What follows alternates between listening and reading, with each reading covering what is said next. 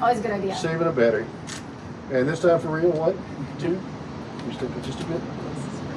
2, 3. Go.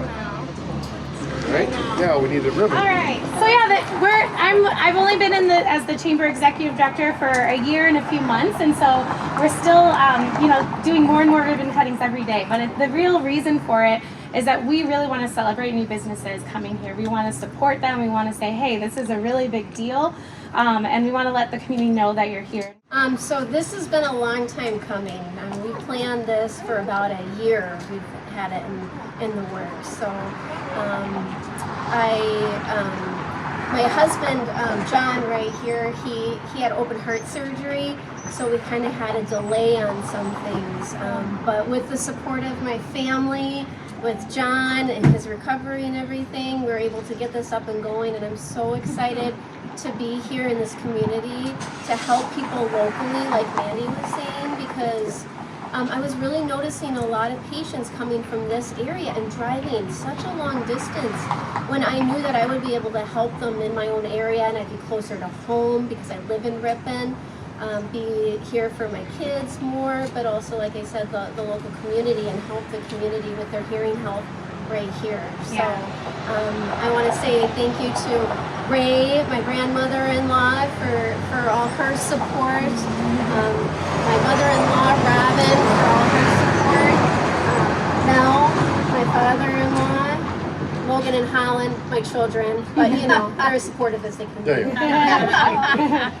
Yes, he's helped paint and all kinds of stuff. He took all the walls down, he's telling me all about everything he helped with. And then obviously I wouldn't be able to do it without John, my husband. He's my biggest support and biggest encourager. And then my dad, Roger. Good name. Good name, right? Good people by the name of Roger. And Carla. Yeah. And his girlfriend Elaine. Okay, so anyway, I just want to be here to support people in the community. And also I want to let people know that I take a lot of insurances. There's not a lot of clinics out there that take insurance. So I take all the top insurances, and if somebody has a Medicare plus a supplement, I pretty much take care of all. Wow. All right, ready? 3, 2, 1. Perfect. Tell me how your services go beyond the standard tone test that someone would get at a routine screening. Sure. So usually when someone says they're going to get a screening, it's usually 4 frequencies with a tone test. And it's those beeps that you hear. And so you push a button or you just raise your hand every time you hear some tones, beeps in your ears.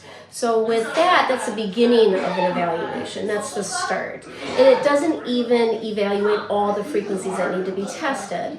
So it's important in an evaluation that we test. I personally tested every single frequency, even the interactives. And so I tested all of those frequencies. So we know where someone is hearing at different levels of sound or speech specifically. And then beyond that, then we do what's called a bone conduction test. So the bone conduction test is a special test that tests the inner ear. And when we test the inner ear, we're testing to make sure there's no medical issues going on with the hearing. So we want to rule out any issues there that might come up. If we do find issues, then that's where I would refer to an ENT or ear, nose, and throat specialist. Now, once everything is clear with that bone conduction test, then we do speech testing.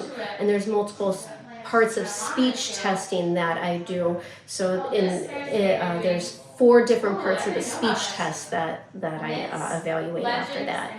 And then when I'm done with all of those, all that information combines together for me to educate somebody about their hearing health, where their hearing's at, and whether or not they have a hearing loss and what that means.